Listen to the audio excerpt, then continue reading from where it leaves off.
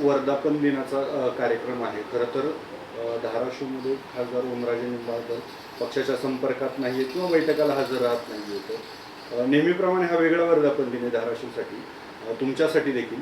कोण कोण जाणार आहे, किती प्रमाणात कार्यकर्ते असतील, काय आजचं नियोजन आहे? दरवर्षीप्रमाणे वर्धापन दिनाला फक्त जिल्हाप्रमुख आणि प्रमुख पदाधिकारी जात असतात. जिल्हाप्रमुख आणि लोकप्रतिनिधी हेच निमंत्रित असतात.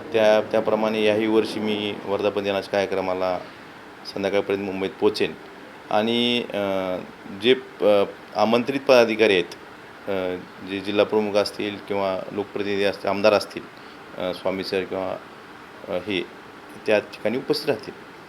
उद्या पक्षाकडून एक बैठक बोलवण्यात आलेली आहे जिल्हा प्रमुख आणि आमदारांची.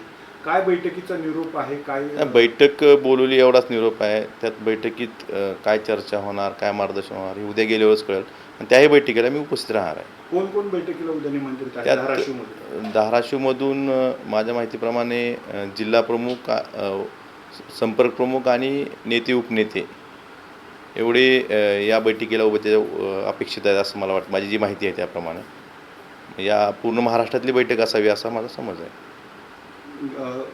आतापर्यंत तुमचा खासदारांशी काही संपर्क नाही, मी संपर्क साधण्याचा कालही प्रयत्न केला पण अद्यापर्यंत संपर्क झालेला नाही. एबीपी माझा, उघडा डोळे बघा नीट.